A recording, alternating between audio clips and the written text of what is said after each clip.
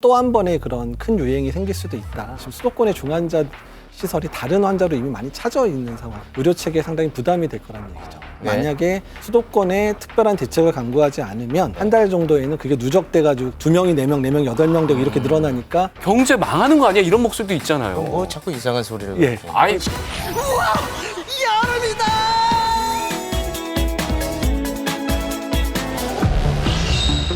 수도권에 집중됐던 집단 감염이 대전과 대구, 충남, 전북까지 계속 퍼지면서 위기 상황이라고 경고했습니다.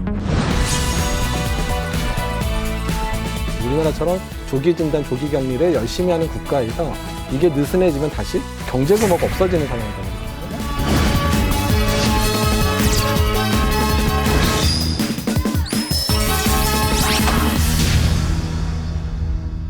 방역당국이 코로나19 현재 상황에 대해서 중대한 기로에 있는 엄중한 시기라고 진단했습니다.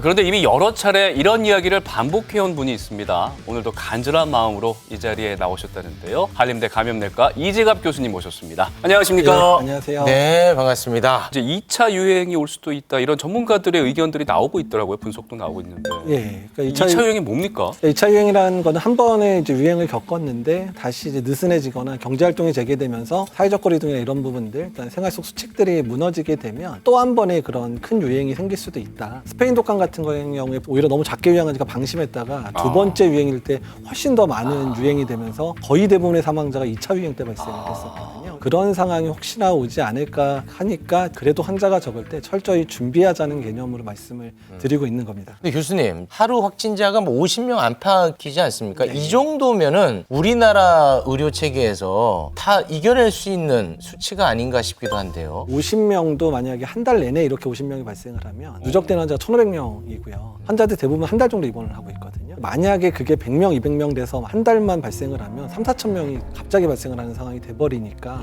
병실 부족 상황들이 발생을 할 수 있고 특히 숫자가 많이 발생하면 노령층이 많이 발생하는데 그렇게 되면 중환자 시설이 많이 필요한데 지금 수도권의 중환자 시설이 다른 환자로 이미 많이 차져 있는 상황. 의료 체계에 상당히 부담이 될 거라는 얘기죠. 교수님, 지금 증가세가 뭐 과거에 비해서는 약간 좀 주춤한 상황이라 코로나19 관련한 병상이나 조금 줄여나가고 있는 추세입니까? 그러니까 사실 5월 달에 많이 줄여놨었습니다. 아, 그랬습니까? 5월 달에 많이 줄여. 왜냐하면 이제 그 병원도 계속 비워놓게 되면 병원에 손실이 그렇긴 발생을 하죠. 하니까 네. 또 그 손실 부분을 정부에서 세금으로 메꿔야 되니까 많이 줄여놨다가 수도권 같은 경우는 이제 5월 중순부터 환자가 늘어나니까 줄이던 거를 이제 정지시켜 놔서 여차하면 더 늘리려고 좀 준비를 하고 있는 상황이고요. 다른 지역 같은 경우에는 환자가 발생 안 하니까 많이 줄여놨거든요. 그러니까 대전에 지금 최근에 일주일 동안 50명 정도 환자 발생을 했는데 네네. 대전이 휘청거렸어요. 사실 그 정도 숫자. 대전 그전까지는 많이 안 나왔어요. 많이 안 나와서 준비가 많이 안 돼서 환자가 많이 발생하지 않았던 뭐 지역에서 환자가 발생을 해버리면 50명, 100명에도 그 지역 의료 체계가 휘청일 수 있는 상황이 언제든 발생할 수 있습니다. 근데 뭐 분석 중에서 한 달 후에 하루 확진자가 800명을 넘어설 수 있다는 분석이 나온 것도 있는데 가능성이 있습니까? 이게 이제 6월 11일까지 2주간의 수도권에서의 발병 상황에 대해서 국립암센터 대학원의 김호란 교수님이 발표했던 자료인데 그 당시에 기초재생산 지수가 1.7이라 그랬어요. 그러니까 한 명이 감염됐을 때 몇 명을 감염시키냐. 그러니까 1.7면 거의 2명 정도를 감염시키니까 네. 만약에 수도권에 특별한 대책을 강구하지 않으면 한 달 정도에는 그게 누적돼가지고 2명이 4명, 4명, 8명 되고 이렇게 늘어나니까 800명도 될 수 있다라고 경고를 하셨던 거죠. 현실성은요? 그래도 5월 중순 상황보다는 생활 속 수칙을 많이 지키시는 것 같아요. 국민들이 긴장감을 계속 유지를 해주시면 그렇게까지는 안 갈 건데 긴장감이 풀어지면 언제든 갈 수 있다. 지금 기로에 있는 겁니까? 예, 기로에 있습니다. 우리가 뭐 이미 겪었잖아요. 이태원이나 그렇죠. 뭐 물류센터 이런 데서 네. 조그만 방심하면 확 올라갔다가 이런 상황이 보이니까 코로나19라는 게 종식이라는 표현을 쓰지 말자고 얘기를 하잖아요. 백신이나 이런 게 나오지 않는 상황에서든 지금의 긴장된 상황들을 적절하게 균형을 이뤄서 경제 활동과 우리의 긴장감을 잘 유지를 해서 얼마나 잘 버티느냐가 그 국가가 1년이나 2년 있다가 웃는 국가가 될 거냐 우는 국가가 될 거냐를 결정할 시기거든요. 근데 이미 뭐 전 세계적으로 K방역 하면서 굉장히 우리가 성과가 좋다는 얘기 하고 있잖아요. 뭐 유럽이나 이런 데 보면은 지금도 뭐 몇백 명씩 나온 데도 많고 뭐 10,000명 넘게 나온 데도 있고 그러니까 그런 외신들을 보면 우리 이렇게 좀 안정적으로 잘하고 있고 이렇게 하면 되는 거 아니야? 괜히 더 여기서 긴장을 해서 위축되고 그러면 경제 망하는 거 아니야? 이런 목소리도 있잖아요. 뭐 자꾸 이상한 소리를. 예. 아니, 근데 그 중요한 지적이 예. 중요합니까? 중요한 네. 지적인데 근데 우리보다 앞서서 좀 안정이 돼서 경제를 재개하면서 느슨해졌던 국가들이 대부분 다 거의 2차 유행을 맞은 국가도 이미 있어요. 이란 같은 경우 첫 번째 피크만큼 이미 2차 유행을 맞았고요. 뭐 싱가포르 사례 싱가포르, 예. 보면 아시겠지만 네. 그래서 얼마나 균형을 잘 맞추느냐가 중요하다는 거예요. 경제 망하도록 그냥 꽉 조이자는 얘기는 아니고 경제 생활을 영위를 하지만 그래도 경제 생활이 순탄하게 유지할 만큼 질병이 유행을 안 해야 되잖아요. 그 부분의 균형을 잘 맞추는 국가가 앞으로 1, 2년 있다가 정말 세계로 선도할 수 있는 국가가 될 수 있다는 겁니다. 네. 걱정스러운 마음 그리고 답답한 마음으로 나오셨을 텐데 내 마음대로 할 수 있다면 지금 어떻게 하고 싶으십니까? 그거를 어떻게 예, 뭐 제가 그래서 예.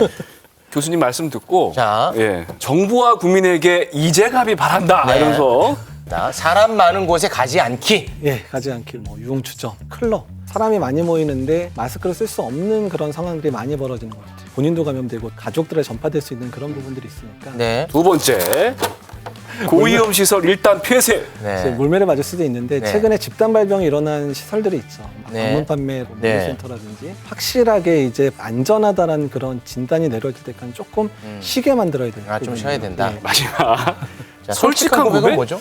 정부는 어떤 리스크, 어떤 위험이 가까이 오게 되면 그 부분에 대해서 반드시 솔직하게 얘기할 수 있어야 됩니다. 경제적인 상황이나 뭐 외교적인 상황이나 많은 게 힘들지라도 위기는 위기라고 얘기를 해주셔야 네. 국민들이 우리 국민들 되게 그러니까 현명하시기 때문에 이런 게 위험하다, 뭐가 안 좋다고 얘기하면 반드시 그 부분에 대해서 지키고 또 따라주시는 분들이니까 위험할 때 위험하다라고 얘기를 해주는 게 중요할 것 같고요. 요새 질병관리본부만 위험하다고만 얘기를 하는 것 같아서 사실은 다른 영역에서도 좀 그렇게 질병관리본부가 좀 보조를 맞춰주셨으면 하는 마음에 이렇게 글을 남겼습니다. 알겠습니다. 간절한 마음으로 저에게 또 당부해 주셨네요. Stay